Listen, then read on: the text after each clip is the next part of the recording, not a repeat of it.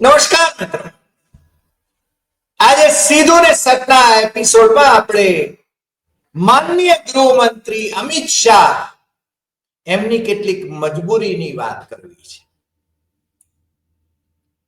એમની મજબૂરી એ છે કે એ બાંગ્લાદેશી ઘૂસણખોરોને ભારતમાં આવતા રોકી શકવાની સ્થિતિમાં નથી. તમને જરા આશ્ચર્ય થશે કે જવાબદારી એમની છે, કબૂલે છે કે એમની જવાબદારી છે, અને છતાં એ પાછા એ પણ કબૂલે છે કે બાંગ્લાદેશી ઘૂસણખોરોને આ દેશમાં ઘૂસી આવતા એ રોકવા માટે અસમર્થ છે, કારણ કે આપણી સરહદ એ એવી નિર્ધારિત નથી અને કેવી કેવી છે એની પણ એમણે વાત કરી છે. નરેન્દ્ર મોહન સ્મૃતિ વ્યાખ્યાનમાં મેરેડિયન, દિલ્હીની મેરેડિયન હોટેલમાં જાગરણ નામનું અખબાર, ભારતીય જનતા પાર્ટીના સખત સાંસદનું એ અખબાર, અને ભાઈશ્રી સાહિત્ય પ્રેમી, આમ તો અમને એવું હતું કે સાયન્સના વિદ્યાર્થી હતા, પણ એમનો સાહિત્ય પ્રેમ એટલો બધો હતો કે ખીલ્યા એમને વિષય આપવામાં આવ્યો તો ઘૂસણખોરો વિશેનો, અને એમણે એના વિશે બહુ લાંબુ લચાક ભાષણ આપ્યું.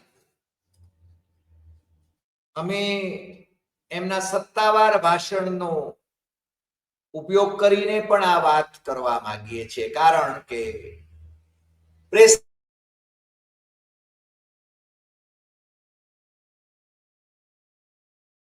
જાગરણ પોતે પણ છાપે જ, પણ પ્રેસ ઇન્ફોર્મેશન બ્યુરો એ હોમ મિનિસ્ટરની ટેક્સ પણ છાપે, એની ટેક્સ લઈને અમે આ વાત કરીએ છીએ.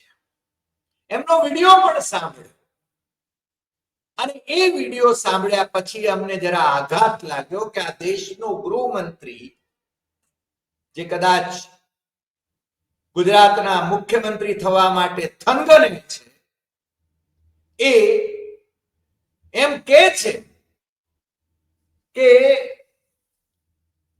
ઝરણા છે,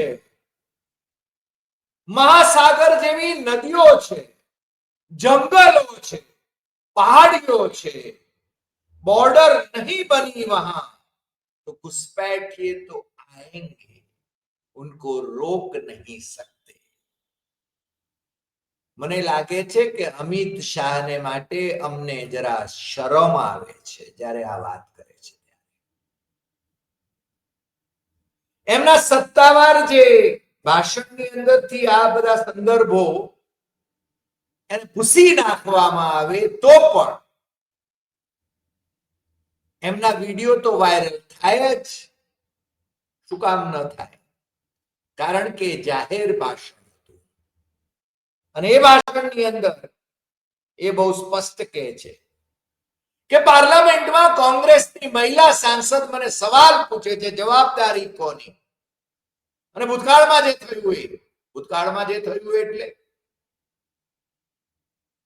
અરે ભૂતકાળમાં વાજપેયીજીની પણ સરકાર હતી, પરંતુ અમિત શાહને માટે કે નરેન્દ્ર મોદીને માટે તો 2014 થી જ, અને પેલી નટી કે છે કે આઝાદી તો 2014 માં આવી, સાચી આઝાદી, અને પેલા મુખ્યમંત્રી મહારાષ્ટ્રના દેવેન્દ્ર ફડણવીસ, એમના નટી પત્ની, આમ તો બેંકર છે પણ પેલા મુસ્લિમ નટની સાથે એ પાછા ગીત ગાતા નાટ્ય કરે છે, નાચે છે ફરાક પહેરીને. તમે જોયું હશે. ત્યાં વાંધો નથી આવતો હિન્દુ મુસ્લિમનો, પણ બાંગ્લાદેશી ઘૂસણખોરો જ્યારે જ્યારે ઝારખંડમાં ચૂંટણી હોય, જ્યારે જ્યારે પશ્ચિમ બંગાળમાં ચૂંટણી હોય, જ્યારે આસામમાં ચૂંટણી હોય, જ્યારે બિહારમાં ચૂંટણી હોય, તો ઘૂસણખોરોની વાત આવે. પણ બિહારમાં કેટલા ઘૂસણખોરો મળ્યા એસઆઈઆરમાં, એની વાત તો પેલા જ્ઞાનેશ કુમાર મોદી અને અમિત શાહના કયા ગરા ચીફ ઇલેક્શન કમિશનર એ વાત નથી કરતા. ક્યાંથી કરે? કરે તો પકડાઈ જાય. કારણ જુઠ્ઠાણા ઓકવા અને આ ઘૂસણખોરોને નામે રાજકારણ ખેલવું એ એમને ફાવટ આવી ગઈ છે. 2013માં અમે વલ્લભ વિદ્યાનગરમાં હતા. સરદાર પટેલ રિસર્ચ ઇન્સ્ટિટ્યૂટ શેરલિફ્ટના ડાયરેક્ટર હતા. અમે વિદ્યાનગરના સંપાદક તંત્રી પણ હતા અને અમે સંપાદકીય અમે લેખ લખ્યો હતો કે મોદી ઉછળીને પ્રચારમાં એમ કહી રહ્યા હતા કે બાંગ્લાદેશી ઘૂસણખોરો ખડિયા પોટલા બાંધીને તૈયાર રાખજો. અમે સત્તામાં આવવાના છીએ અને તમને છે ને ડિપોર્ટ કરી દઈશું, તમને અહીંયાથી કાઢી મૂકીશું. મોદીએ કેટલાને કાઢ્યા એના આંકડાઓ સત્તાવાર રીતે મોદીની સરકારે જે સંસદમાં મૂક્યા છે, આપણે અગાઉ એની ચર્ચા કરી ગયા છે એટલે હું એનો પુનરુચ્ચારણ નથી કરતો, પણ એના કરતા વધારે તો મોદીના 10 વર્ષમાં જેટલા ડિપોર્ટ થયા એના કરતા અનેક ગણા વધારે, અનેક ગણા હજારોની સંખ્યામાં ડોક્ટર મનમોહન સિંહની સરકારે ડિપોર્ટ કર્યા. શું થયું ભાઈ? ખડિયા પોટલા બાંધીને તૈયાર રાખવાનું. અમે એના ઉપર એક લેખ લખેલો વિદ્યાનગરમાં. અને વસુબેન પટેલ ત્રિવેદી એ ગુજરાતના શિક્ષણ રાજ્યમંત્રી હતા. આમ તો ભૂપેન્દ્રસિંહ ચુડાસમા શિક્ષણ મંત્રી હતા, પણ અસલી શિક્ષણ મંત્રી તો વસુબેન ગણાતા હતા. વસુબેન એમને કહ્યું કે આવું લખાતું હશે એમ કે, કારણ કે મિનિસ્ટરોને એમ હોય કે પત્રકારોને આપણે છે ને કહી શકીએ, અને એમને પાછું એમ કે આ તો માસ્તર છે અને માસ્તર તો ભીરું હોય, પણ એ ભૂલી ગયા કે આ હરિદેસાઈ છે. મને કે મારે નરેન્દ્રભાઈને મોકલવું પડશે, આ અંક મોકલવો પડશે. મેં કીધું તમારી જાણ ખાતર કહી દઉં, નરેન્દ્રભાઈના નિવાસ સ્થાને અને નરેન્દ્રભાઈના પીએમઓમાં બંને જગ્યાએ વિદ્યાનગરની નકલ નિયમિત રીતે જાય છે. છતાંય તમારે મોકલવી તો મોકલો ને. હજુ તો ભાઈ સત્તામાં આવવાના હતા ત્યારની વાત હતી, અને સત્તામાં આવ્યાના 11 વર્ષ થયા. એમના સત્તાવાર આંકડાઓ એમ કે છે કે ડોક્ટર મનમોહન સિંહે જેટલા લોકોને ડિપોર્ટ કર્યા બાંગ્લાદેશી ઘૂસણખોરોને, એની તુલનામાં નરેન્દ્ર મોદીની સરકારે કોઈ જાજા ઘૂસણખોરોને, બાંગ્લાદેશી ઘૂસણખોરોને પરત મોકલાવ્યા નથી. માત્ર છે ને હિન્દુ મુસ્લિમ કરવા માટે જ આ.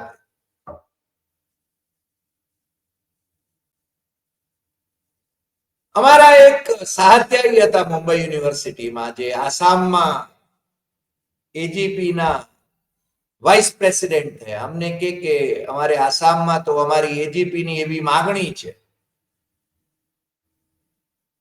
કે બાંગ્લાદેશથી ઘૂસી આવેલા અહીંયા એ હિન્દુ હોય કે મુસ્લિમ હોય એમને પાછા તગેડી મૂકવા પડે. પણ મારા દેશનો ગૃહમંત્રી, ભારતીય જનતા પાર્ટી જેની સાથે એજીપી નું ટાઈપ છે પાછું, અને ભારતીય જનતા પાર્ટી જેને સૌથી ભ્રષ્ટ નેતા કોંગ્રેસી મિનિસ્ટર ગણાવતી હતી, એ હેમંત બિસ્વા શર્મા. હમણાં તો અમિત શાહને તો પાછું પૂછવામાં આવ્યું કે આ હેમંત બિસ્વા શર્મા એ ભ્રષ્ટાચારી ખરા કે નહીં, એટલે કે ऐसा नहीं पूछते, ऐसे सवाल नहीं पूछते. કારણ કે અમિત શાહને એમ છે કે સવાલો પત્રકારોએ કેવા પૂછવા એ પણ એ નક્કી કરે, મોદીની જેમ. મોદી તો કોઈ સવાલો લેતા જ નથી, જાણે પ્રેસ કોન્ફરન્સો કરતા નથી. ન્યુયોર્કમાં ફસાઈ ગયા હતા એ તમને ખબર છે. અરે વોશિંગ્ટન ટ્રમ્પભાઈ કહ્યું કે બ્રિક્સ ઇઝ ધેટ, તો ભાઈ શ્રી મૂંગા મંતર હતા, સમજાય. પણ અમિત શાહ घुसपैठिए कौन है, जिन पर धार्मिक प्रताड़ना नहीं हुई और आर्थिक कारणों या अन्य कारणों से अवैध तरीके से भारत आना चाहते हैं, वे घुसपैठिए है। दुनिया में जो कोई भी यहां आना चाहे, अगर उसे आने दे दिया जाए तो हमारा देश धर्मशाला बन जाएगा। કોંગ્રેસની સરકાર હતી, વાજપેયીની સરકાર હતી, મોદીની સરકાર છે। મોદીના ગૃહ રાજ્યમંત્રી કિરણ રિજિજુએ એમ કહેલું, આ બધાના આંકડાઓ જે હતા એ હતા કે આ દેશની અંદર 2 લાખ બાંગ્લાદેશી ઘૂસણખોરો વસે છે। મારી પાસે એ પણ છે। પ્રશ્ન કોણે કર્યો હતો? શ્રીમતી ઝરણા દાસ વૈદ્યા એમણે જેને સવાલ કરેલો 16 નવેમ્બર 2016 ના રોજ, અને મોદી સરકારના એ વખતના ગૃહ રાજ્યમંત્રી કિરણ રિજિજુ એમણે જવાબ આપ્યો છે કે there are around 20 million illegal Bangladeshi migrants staying in India। તો તમે શું જખ મારો છો એમને પાછા મોકલવાનું? અને આ જે શેખ હસીના અને મોદીએ અહીંયા શરણ આપ્યું છે, સત્તાવાર રીતે તો આપી શકતા નથી, ડર છે, પણ ગેરકાયદેસર રીતે સરકારી બંગલામાં એમને વસવાટ આપ્યો છે દિલ્હીમાં, જેને કારણે બાંગ્લાદેશ સાથેના આપણા સંબંધો પણ ખરાબ થયા છે। એ શેખ હસીનાએ એમ કહેલું, ને એમના મિનિસ્ટરે પણ કહેલું કે અમારો કોઈ પણ બાંગ્લાદેશી નાગરિક ભારતમાં વસતો નથી। જ્યારે આ બેન ત્યાં પ્રાઇમ મિનિસ્ટર હતા ત્યારે આ વાત કરી। તમારે જો આ ચેક કરવું હોય, તમારામાં જો ઉત્સુકતા હોય તો ઢાકા ટ્રિબ્યુન અને ડેલી સ્ટાર એ ત્યાંના બંને પ્રતિષ્ઠિત અખબારો એને જરા સ્કેન કરજો એટલે તમને છે ને એ નિવેદનો મળી જશે। પણ મોદીને શેખ હસીના બેનને પૂછવાનો અવસર નહીં મળ્યો કે બેન મારે ત્યાં આટલા બધા ઘૂસણખોરોને તમે મોકલાવ્યા છે તમારા, તો એને પાછા લ્યો ને, તો પાછા તો લેતા જ નથી, ધકેલી દેવામાં આવે છે। Push push push in, push back. આપણે ત્યાં ચંડોળા તળાવ અમદાવાદનું બાંગ્લાદેશીઓ બહુ છે। કેટલા? તો કે 1200 પેલો હાલ્લું કાઢ્યું એમનો, જે રાશો બાંધીને પોલીસે, ગેરકાયદે વસતા બાંગ્લાદેશીઓ 200 રોકડા નીકળ્યા એમાંથી। બાકીના બધા તો ભારતીયો હતા। ખરેખર તો ભારતીયોમાં જો હિંમત હોય તો એમણે જેને સરકારની સામે, પોલીસની સામે, અમદાવાદ મ્યુનિસિપલ કોર્પોરેશનની સામે એ એમની બેઇજ્જતીના દાવા માંડવા જોઈએ।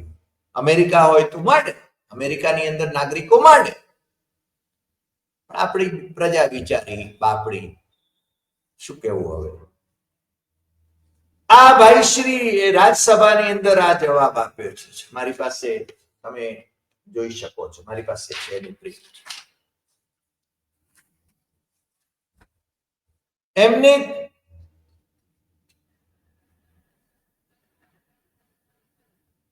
જે ડોક્ટર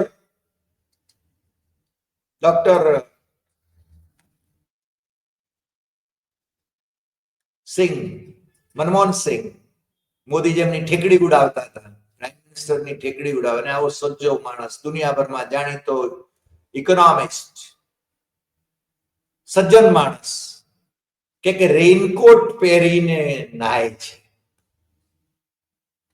કોઈ વિવેક? મને લાગે છે આરએસએસ ની શાખાઓમાં આ શીખવવામાં આવે છે। મોહનજી ભાગવત, મારો સવાલ છે, મને તો એમ હતું કે સંઘની શાખાઓમાં સંસ્કારિતા શીખવવામાં આવે છે। જર્સિકાઓ, હાઇબ્રિડ બછડા, શું ભાષા છે! પણ મારી પાસે 2 બાબતો છે। 2009માં, એટલે મનમોહન સિંહ હતા, આ ઓફિશિયલ છે, પાર્લામેન્ટમાં મુકાયેલો જવાબ છે, 10,602 બાંગ્લાદેશી નેશનલને ડિપોર્ટ કરેલા। કોનું શાસન હતું? ડોક્ટર મનમોહન સિંહ। 2010માં 6,290 ને ડિપોર્ટ કરેલા બાંગ્લાદેશીઓને। 2011માં 6761 ને આ બધાને અને એનાથી આગળ વધીએ જરા. ભાઈ શ્રી કે છે ને કે બાંગ્લાદેશની ઘૂસણખોરોને રોકી શકાય એમ નથી, હું અસમર્થ છું, અમિત શાહ કહે છે. કારણ શું વર્ણન કર્યું છે એમણે જાગરણના એ ભાષણમાં.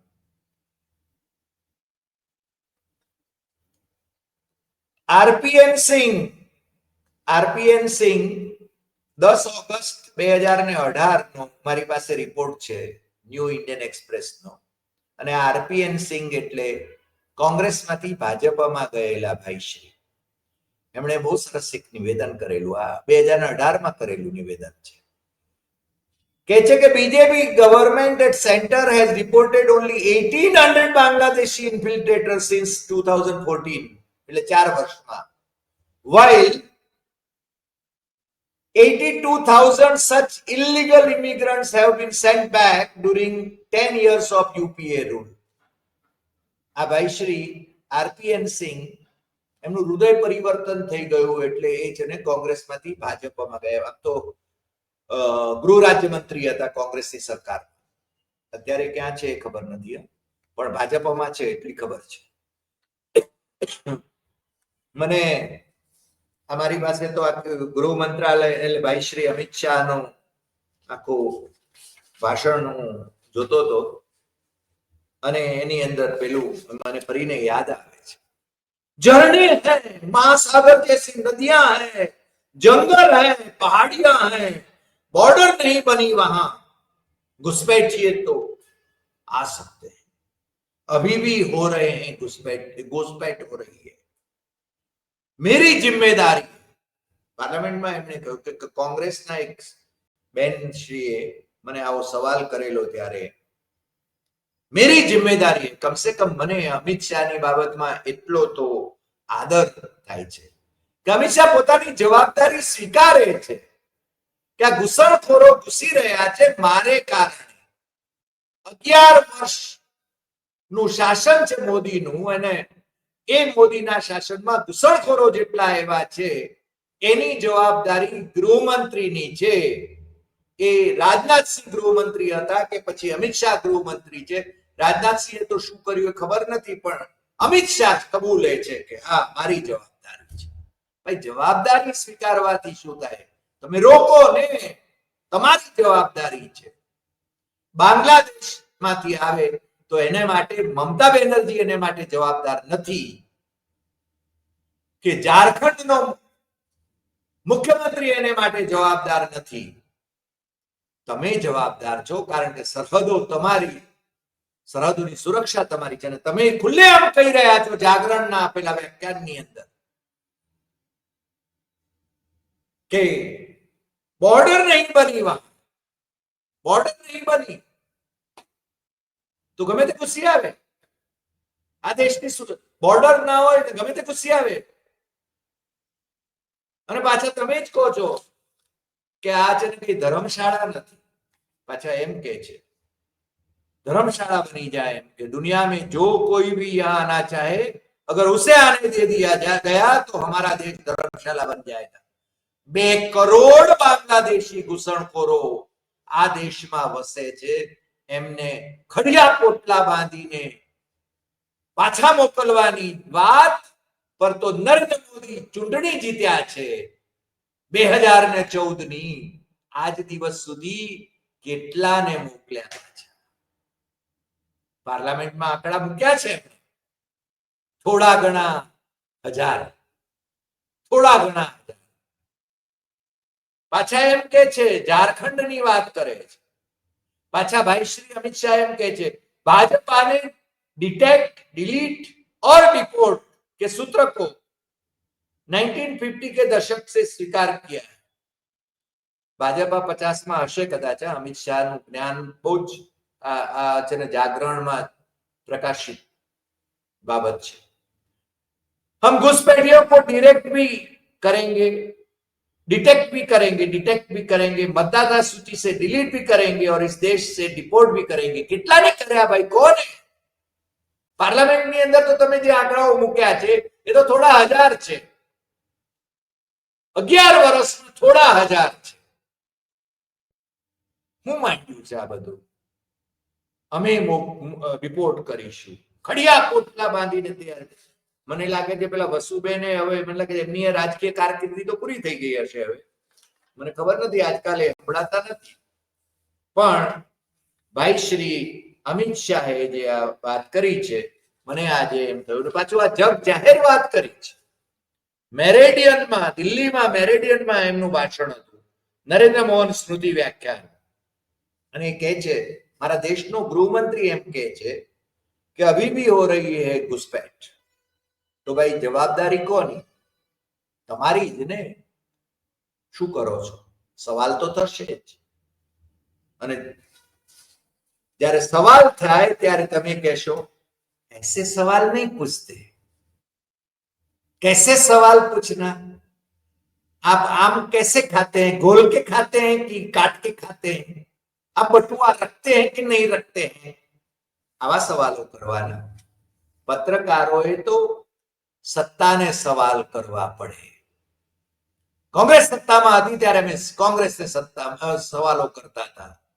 ભારતીય જનતા પાર્ટી સત્તામાં છે એટલે ભારતીય જનતા પાર્ટીને જ સવાલો થાય, ઓપોઝિશનને સવાલો ન થાય. સીધી વાત છે.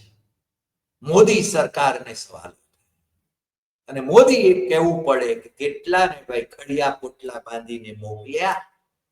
પેલા ઉપરથી એમણે ઘૂસણખોરી કરાવી શેખ હસીનાબેનની અહીંયા, અને સરકારી બંગલો આપ્યો દિલ્હીમાં. રાજ્યશ્રી તો આપી શકતા નથી. અરે યુનાઇટેડ કિંગડમ નથી આપી શકતું એમને રાજ્યાશ્રય. મને જયશંકરનું પેલું નિવેદન યાદ આવે છે. जयशंकर કહે છે, चाइना बहुत बड़ा इकोनॉमी है हमसे, इसलिए हम उनसे लड़ नहीं सकते. મને લાગે છે કે આવી બેશરમી ભરી વાત અગાઉના કોઈ વિદેશ મંત્રીએ કરી હોય એવું મને તો ખ્યાલ નથી. ચાઇનાની ઇકોનોમી મોટી હશે તો શું થયું? ભારત સોવરિન કન્ટ્રી છે, સાર્વભૌમત્વ દેશ છે. ચીનની ઇકોનોમી મોટી છે એટલે આપણે એની સામે ન લડી શકીએ એમ.